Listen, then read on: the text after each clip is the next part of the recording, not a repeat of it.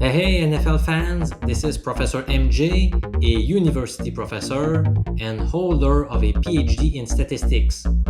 In this video, I'm going to help you make up your mind on whether to bet the Tennessee Titans to win more or less than 8.5 games in 2020. Keep watching until the end and I'll tell you about a betting option generating a return on investment of 12.4%. Tennessee's season completely turned around once they benched quarterback Marcus Mariota in favor of Ryan Tannehill. After a 2-4 start, the Titans won 7 of their final 10 games to sneak into the playoffs as the 6th seed in the AFC. Here's a fun fact. It was the 4th straight season that they finished with a 9-7 record. In the playoffs, they knocked off the defending Super Bowl champions New England Patriots, as well as the top seed in the conference, the Baltimore Ravens. Derrick Henry ran like a madman in those games, becoming the first player in NFL history to rack up at least 175 rushing yards in 2 games in the same postseason. In the AFC Conference Championship game, Tennessee grabbed a 17-7 lead in the second quarter, but could not hold off the Chiefs any longer in a 35-24 defeat. Let's talk about the QB position for the Titans. Ryan Tannehill was clearly one of the best Cinderella stories in 2019. After taking over as the starting QB over Marcus Mariota, he led the league in QB rating. He crushed his personal career high in completion percentage with an astounding 70%, while his personal best was 66% in 2014. During his first 6 years in Miami, he posted a 123-75 TD to INT mark. That equates to a 1.6 ratio. And last year, he threw 22 TD passes versus 6 picks, which amounts to a 3.7 ratio. He obliterated his pass numbers. And the team thinks he can keep playing at that level after handing him a hefty contract. I do believe he'll do a good job in 2020, but not at the 2019 levels, obviously. As of now, the backup QB is Logan Woodside, since Mariota signed with the Raiders. Woodside was drafted in the 7th round of the 2018 draft out of Toledo. It's hard to tell what he can bring to the table. Let's keep rolling with the running back position. Derrick Henry was a true beast last year. He won the rushing title with about 1,500 rushing yards and 16 TDs on the ground. His 5.1 yards per carry average is mind-boggling considering the high volume. And he did not slow down in the playoffs. After rushing for 182 yards in New England, he single-handedly destroyed the Ravens with 195 rushing yards. He was quieter in KC by accumulating 69 yards on the ground. Now, few people remember how he finished the previous year on a high note as well. In the final 4 meetings of the 2018 season, he averaged 146 rushing yards and 1.8 rushing TDs per contest. Now 26 years old, defensive coordinators must be getting up at night to game plan against him. Dion Lewis was a nice change of pace back, even though he did not have a great year. At least he had NFL experience, which is not the case of the remaining potential backup backs after Lewis left for the New York Football Giants. Alright, let's now talk about wide receivers. Rookie A.J. Brown was hyped as a big play guy, and he did not disappoint. He did not catch that many balls, but when he did, he made the most out of it. The Mississippi product led all receivers in the NFL that caught at least 50 passes, with a jaw-dropping 20.2 yards per catch average. He scored 8 TDs, while also topping the 1,000 receiving yard mark. Will former number 5 overall pick Corey Davis live up to his draft status? It seems unlikely after watching him in his first 3 years as a pro.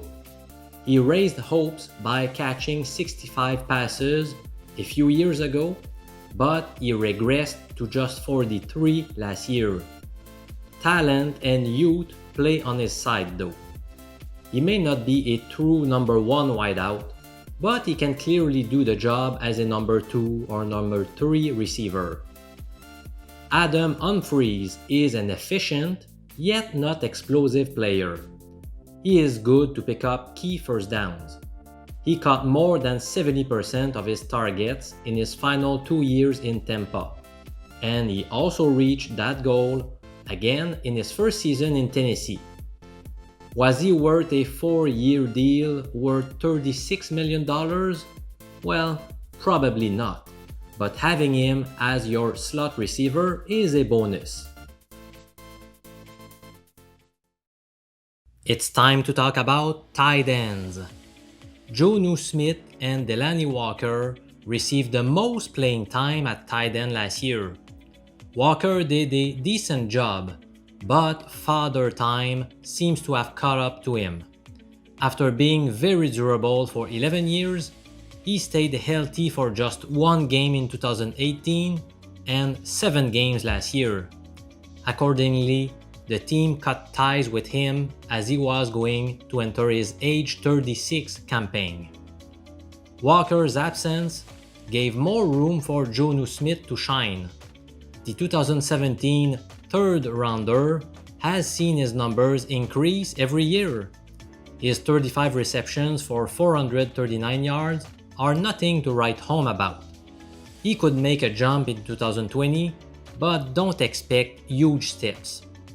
As for Anthony Firkser, he doesn't have the size and speed to become a great tight end. But he does a fine job for a guy that was never drafted. It's time to talk about the offensive line. Ben Jones has done a great job at the pivot throughout his entire 8-year career. He raised his game to a higher level last year by finishing as the second best center in the NFL, according to Pro Football Focus grades. Right tackle Jack Conklin broke the bank in Cleveland, which left a glaring hole in Tennessee. Dennis Kelly or Isaiah Wilson will try to fill his shoes. The organization figures to have a better chance at replacing Conklin adequately with Isaiah Wilson, who was taken late in the first round of this year's draft. This guy weighed close to 400 pounds coming out of high school. He is a mauler who needs work for both his footwork and technique, but he has high potential. At left tackle, Taylor Lewan is a cornerstone of this offensive line. He's been good his whole career, never receiving a PFF mark below 76.4, which is remarkable. Roger Saffold is the starting left guard for the Titans. He ranked as the 6th best guard in the NFL last year. Now the weakest link is Nate Davis at right guard. The 3rd round rookie struggled big time last year. What is the 2020 outlook for the offense? The Titans did not make a single free agent acquisition on offense. They lost some depth with the departure of running back Dion Lewis and wide receiver Tajay Sharp. The team hopes 3rd round pick Darrington Evans can spell Henry appropriately. The backup QB will also be weaker due to Mariota leaving for Vegas. And despite his advanced age, Delanie Walker was a decent tight end. The biggest loss occurred on the offensive line. Seeing Jack Conklin go to the Jets hurts the team. Rookie Isaiah Wilson will do his best to hold the fort, but he is unlikely to play at the same level as Conklin in his first year as a pro. Finally, how could we expect better production out of Ryan Tannehill in 2020 as opposed to his 2019 heroics? In conclusion, I'm tagging the Titans offense with a moderate downgrade in comparison to 2019. The Titans' defense allowed the 12th fewest points in the league last year. Should we expect better or worse play in 2020? Well, Jurrell Casey's presence will be missed in a big way on the interior of the line. Also, not getting cornerback Logan Ryan back is hardly good news. Overall, he was an above-average corner who was constantly on the field. The only good addition is Vic Beasley. I feel like he's overrated since his sack numbers are lower than what most people think and due to poor run defense. But he still has valuable pass rushing abilities. So based on this information, I anticipate a small downgrade from this defense. Now listen up, because this is what you have been waiting for.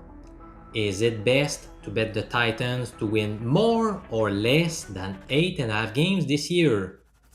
Now I worked pretty hard for you on those win totals bet. I simulated the 2020 season 1 million times via a statistical software and by following the odds as set by betonline.ag, because yes, BetOnline has already posted its point spreads for all 256 regular season games in 2020. Now, how often did the Titans win more than 8.5 games according to those simulations? The answer is 50.9% of the time. Now, the best odds available online right now can be found at FanDuel, and those odds are minus 110. Now, based on the probability of winning your over bet at 50.9%, like I said before, and those odds, your return on investment right here is negative 2.8%, which is disappointing. Now, obviously, the under bet was a winner in the remaining 49.1% of the simulated years.